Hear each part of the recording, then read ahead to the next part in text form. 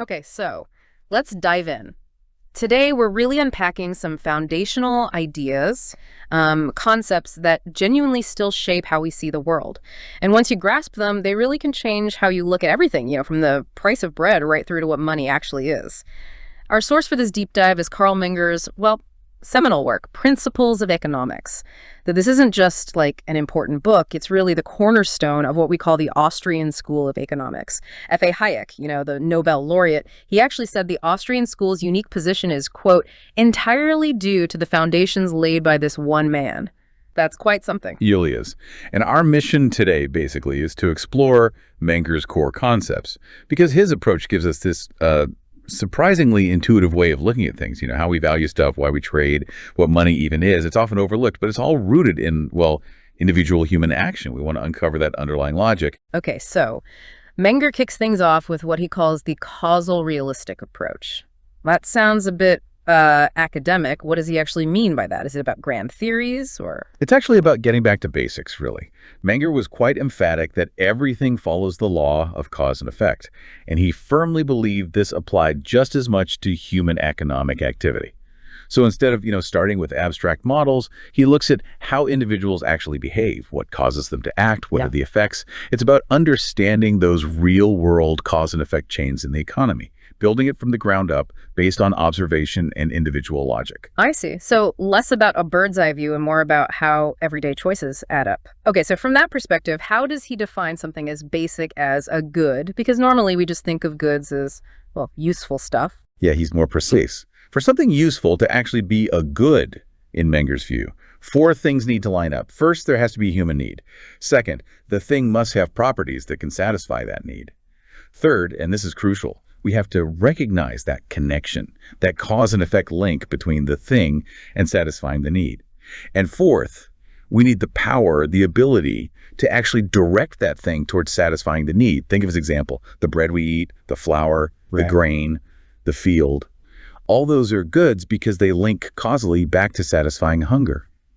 If any one of those 4 conditions isn't met, it's not technically a good for Menger. Okay, that makes a lot of sense. It's about our perception and our control over it. And then he makes this really key distinction between economic goods and non-economic goods. He says it's not about the item itself, but a quantitative relationship. What's the difference there? Right, the difference boils down to scarcity. It's about the relationship between what people need or want, the requirements, and how much of the stuff is actually available. If our requirements for something are greater than the available quantity, boom, it's an economic good we have to economize. But if there's more available than we collectively require, it's non-economic. The thing itself doesn't change, just its economic status. So purely supply versus demand. Got it. Can you give us one of his examples? He had some vivid ones. Yeah. Well, absolutely. The classic one is the village and the mountain stream. Imagine this isolated village gets all its water from one stream. Let's say the stream flows like crazy, maybe 300,000 pails a day. But the village only needs, say, 300. Water's everywhere, right? It's non-economic. Nobody worries about it. But then, a drought hits. The stream flow drops way down, maybe to 100,000 pails, but they still need 200,000. Suddenly, that same water becomes an economic good. People start saving it, maybe trading for it, conflicts could arise. What's really fascinating, Menger argues this simple shift from abundance to scarcity, this quantitative change, is actually, in his words, the economic origin of our present legal order, and especially of the so-called protection of ownership, the basis of property. Wow. Hold on. So scarcity itself creates the need for property rights, not some government deciding things. That's a huge idea. And building on that, Menger defines wealth as the sum total of economic goods someone commands. So non-economic goods like the superabundant water don't count. Which leads to that paradox he brings up. So that how could getting more of something actually make you less wealthy? How does that work? Yeah, it sounds totally backward at first, doesn't it? But his example is mineral water. Imagine you own the only spring producing this valuable, scarce mineral water. It's part of your wealth, obviously. But then, say, a huge earthquake happens, and suddenly thousands of identical springs pop up everywhere. Mineral water becomes superabundant, way more than anyone needs. According to Menger, that water loses its economic character. It's not scarce anymore. So even your original spring, which was wealth, stops being part of your wealth because the water itself is no longer an economic good. It really drives home that wealth isn't just having stuff, it's having command over scarce resources that satisfy needs. That's a brilliant illustration. Okay, now let's get into what I think is maybe Menger's most revolutionary idea, his theory of value. He completely rejects the older ideas like value coming from the labor involved, right? He says, the quantities of goods employed have neither a necessary nor a directly determining influence on its value. So if it's not labor, not something objective in the good itself, what is value for Menger? This is really where he flips economics on its head. For Menger, value is entirely, completely subjective. He defines it as the importance that individual goods or quantities of goods attain for us because we are conscious of being dependent on command of them for the satisfaction of our needs. It's not about the effort, not about objective facts. It's purely about how important that good is to you personally for satisfying your needs given what else you have in need. And that subjectivity directly leads to his idea of marginal analysis, doesn't it? Which, honestly, once you see it, it feels so intuitive. Can you walk us through his examples? Definitely. He uses this classic table, showing how the importance of each additional unit of something diminishes. Like imagine you have units of food. The very first unit, essential, keeps you alive. Its importance is massive. The second might maintain your health. Still very important, but maybe slightly less than bare survival. The third gives strength, the fourth pleasure. You see the pattern. Each additional unit satisfies a less urgent need, and people naturally allocate goods to satisfy the most important needs first. Right, and the isolated farmer example really nails this too. The guy with the wheat harvest. Exactly. The farmer with his wheat. First, he allocates bushels to keep himself and his family alive. Absolutely crucial. Then, maybe the next bushels go towards maintaining their health, ensuring they're strong. After that, he needs seed for next year's crop. That's important for the future. Only then, if he still has wheat left, does he think about, say, making some beer or whiskey, or maybe feeding his pets. Luxuries, basically. And here's the core insight.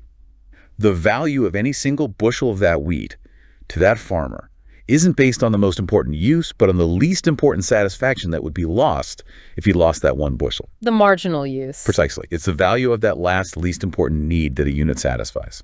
Okay, so it's always about that edge case, that last unit. And the shipwreck example drives this home dramatically. With the biscuits, how does biscuit value change there? Oh, it changes massively.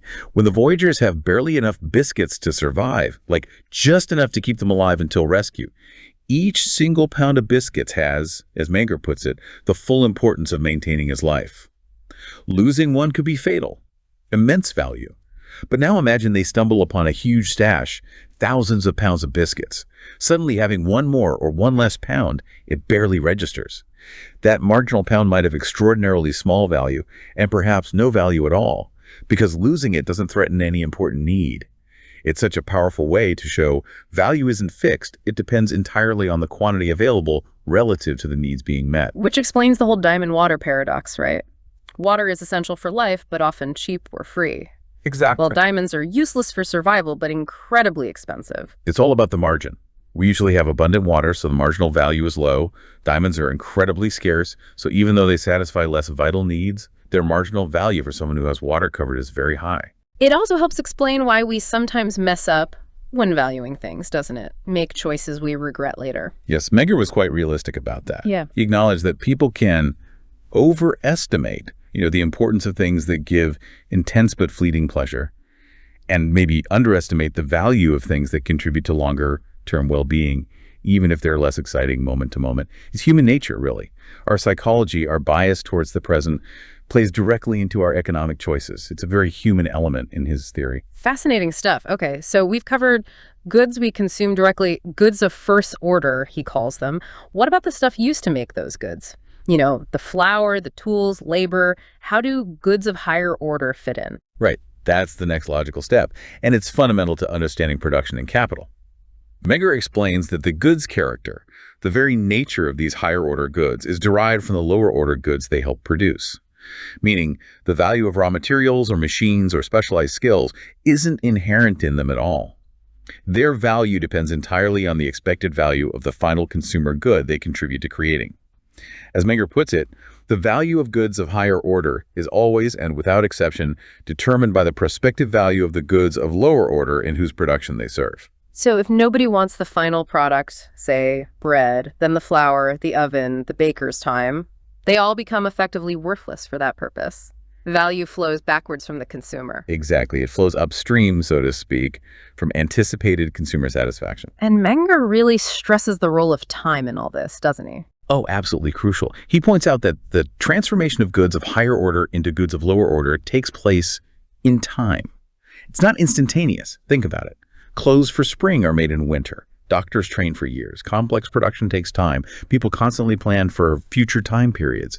This ability to command resources over time, to invest them in production processes, that's essentially what Menger calls the productivity of capital. It allows for roundabout, more efficient production methods that ultimately lead to better and more complete satisfaction later on.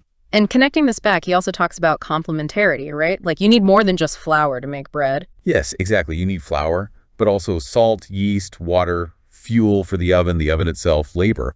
All these are complementary goods of higher order. And if just one of those essential complements is missing, say you have everything but no fuel, then all the other complementary goods lose their goods character for the purpose of making bread. They become useless in that context.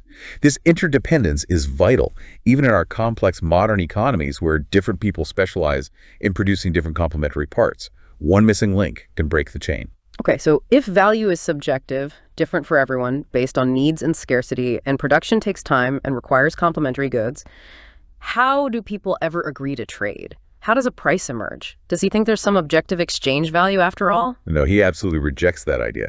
He calls the notion of objective exchange value a fiction, an error that really messed up economic thinking for a long time. He argues that the reason people trade is the exact same reason they do anything economic. It's the endeavor to ensure the fullest possible satisfaction of their needs. Simple as that. How does that work in practice? Like his Farmer A and Farmer B example. Right. Farmer A has lots of grain, needs wine. Farmer B has lots of wine, needs grain. Now, even if neither has a surplus they just throw away, they can still benefit from trading. Why? Because, say, for Farmer A, a certain amount of his grain has less subjective value to him than the wine Farmer B is offering, and Farmer B feels the opposite way about his wine relative to A's grain. Each person gives up something they value less to get something they value more.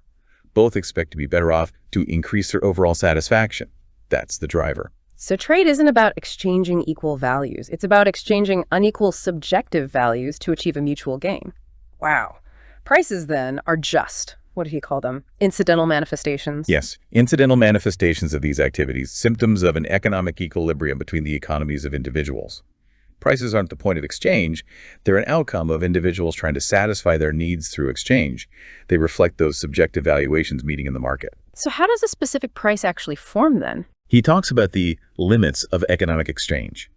Take his example of someone selling a horse and someone wanting to buy it with grain. Maybe the seller values the horse at a minimum of, say, 10 bushels of grain. That's his subjective floor.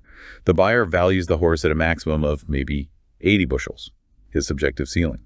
Menger says the price has to form somewhere between 10 and 80 bushels.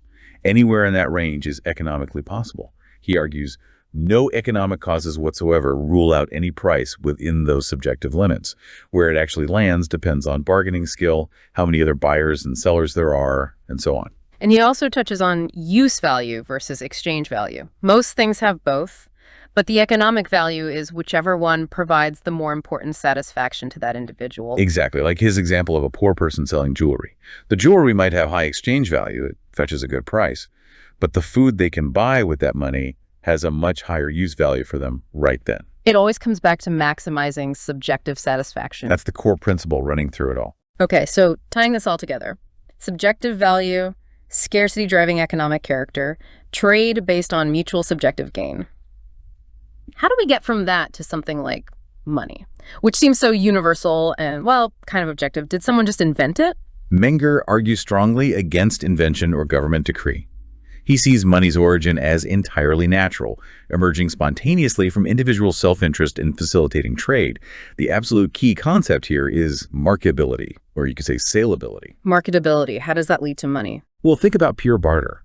It's really inefficient, right? You need that double coincidence of wants. I have to want what you have, and you have to want what I have right now. It's tough. Menger observed that individuals facing this difficulty would naturally start accepting goods in trade that were more easily traded or more saleable, even if they didn't personally need that specific good right away. Why? Because holding that more saleable good, say salt or shells or eventually metals, significantly multiplies his chances of being able to trade it later for the things they actually need. It's like an intermediate step. Over time, through custom observation, hey, that person trades easily using gold. Certain goods become recognized as the most marketable, the most universally accepted medium of exchange, and that's how money emerges. So it's like a collective discovery process driven by individual convenience in trading. It's a spontaneous order. And he identified what makes a good more marketable. Yes, he listed several factors. First, the number of people likely to want it. Bread is more marketable than, say, a highly specialized scientific instrument. Second, the geographic range over which it's accepted. Local pottery versus precious metals, which could be traded across continents. He notes, the more valuable a commodity, the greater its sales area. And third, the quantitative limits how much of it people are likely to want to acquire or trade at any given time. And then naturally explains why things like gold and silver became money for so long. They ticked all those boxes. Widely desired, portable, durable, divisible, easily recognized, high marketability. Precisely. And Menger stresses this origin is entirely natural, not an invention of the state. He saw the state's role later on with things like coinage as primarily guaranteeing the weight and fineness of the metal. That builds trust, makes transactions easier, but it doesn't create the moneyness itself. That came from the market. And critically, given his whole theory of subjective value, Menger argues money isn't an objective measure of price or exchange value. How could it be if objective value doesn't really exist? Exactly. Since there are no objective equivalents being traded, money can't measure them. For Menger, money is simply the most marketable commodity, the most convenient and the simplest practical tool for facilitating exchange and for storing readily exchangeable wealth. It's the ultimate liquid good, not some objective yardstick. So wrapping up this deep dive into Menger's principles, it seems the core thread is always the individual, right? Subjective value driven by personal needs. Absolutely. And the causal links how actions lead to consequences, how higher order goods derive value from consumer goods, how complex things like money emerge naturally from simple individual actions aimed at satisfying those needs. It's a remarkably consistent and, I think, powerful way of looking at the economic world. And hopefully, for you listening, this deep dive shows the power of Menger's approach. These ideas, over 150 years old now, still cut through so much complexity. They reveal these surprisingly simple, logical foundations of how our economy works just by thinking from first principles from the individual outwards. So here's a final thought to mull over. If value is fundamentally subjective, and if money emerges naturally based on marketability, what does that really imply for all our modern debates, about different currencies, the rise of digital assets, maybe even the role of central banks in today's incredibly complex global economy? Something to think about.